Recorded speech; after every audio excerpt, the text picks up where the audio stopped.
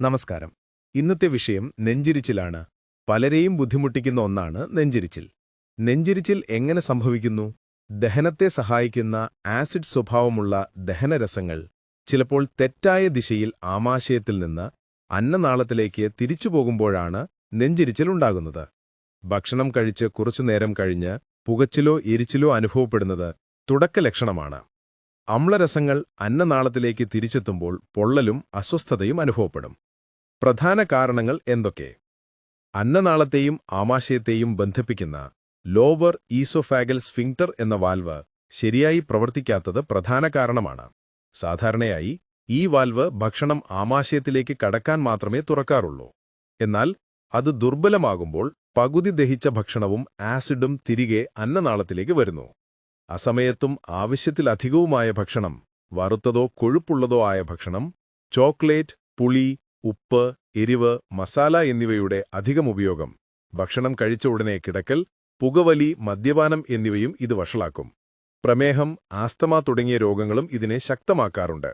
ഗർഭകാലത്ത് ഗർഭപാത്രം വളരുന്നതിനാൽ വയറ്റിൽ സമ്മർദ്ദം കൂടുകയും അതിന്റെ ഫലമായി ആമാശയത്തിലെ ആസിഡ് അന്നനാളത്തിലേക്ക് തിരിച്ചുവരികയും ചെയ്യുന്നതിനാൽ സ്ത്രീകളിൽ നെഞ്ചിരിച്ചിൽ സാധാരണമാണ്. ആമാശയത്തിന്റെ മുകൾഭാഗം ഡയഫ്രത്തിലേക്ക് തള്ളി നിൽക്കുന്ന ഹയാറ്റസ് ഹെർണിയയും നെഞ്ചിരിച്ചിലിന് കാരണമാകാം. ചില മരുന്നുകൾ, പ്രത്യേകിച്ച് വേദനാസംഹാരികൾ, നെഞ്ചിരിച്ചിലുണ്ടാക്കുന്നുണ്ട്. ലക്ഷണങ്ങൾ എന്തൊക്കെ? വയറിന്റെ മുകളിൽ നിന്ന് നെഞ്ചിലേക്കും തൊണ്ടയിലേക്കും പടരുന്ന എരിച്ചിലാണ് പ്രധാന ലക്ഷണം.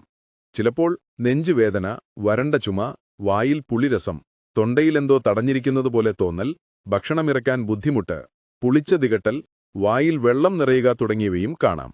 ആസിഡ് അന്നനാളത്തിൽ പൊള്ളലുണ്ടാക്കുന്നതിനാൽ പുകച്ചിലുമുണ്ടാകാം. ശ്രദ്ധിക്കേണ്ട കാര്യങ്ങൾ എന്തൊക്കെ? നെഞ്ചിരിച്ചിൽ ചിലപ്പോൾ ഹൃദ്രോഗത്തിന്റെ ലക്ഷണങ്ങളുമായി സാമ്യമുള്ളതായിരിക്കും. അതിനാൽ തെറ്റിദ്ധാരണ ഒഴിവാക്കാൻ പരിശോധനകൾ നടത്തി ശരിയായ രോഗനിർണയം നടത്തേണ്ടതാണ്. ബുദ്ധിമുട്ടുകൾ എന്തൊക്കെ? തുടർച്ചയായി ആസിഡ് കലർന്ന ഭക്ഷണാവശിഷ്ടങ്ങൾ അന്നനാളവുമായി സമ്പർക്കത്തിൽ വരുന്നത് അൾസർ, രക്തസ്രാവം, ബാരറ്റ് ഈസോഫാഗസ് എന്ന ക്യാൻസർ പൂർവാവസ്ഥയ്ക്ക് വഴിയൊരുക്കും.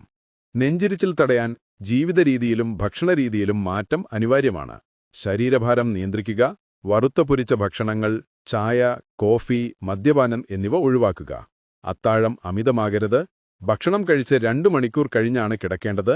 കിടക്കുമ്പോൾ തലഭാഗം അല്പം ഉയർത്തിവെക്കുക. മരുന്നുകൾ ആവശ്യമുണ്ടെങ്കിൽ ഡോക്ടറുടെ നിർദ്ദേശപ്രകാരം മാത്രമേ കഴിക്കാവൂ. ശരിയായ ശീലങ്ങൾ സ്വീകരിച്ചാൽ നെഞ്ചിരിച്ചിൽ നിയന്ത്രിക്കാനും ദഹനാരോഗ്യം നിലനിർത്താനും കഴിയും. നന്ദി.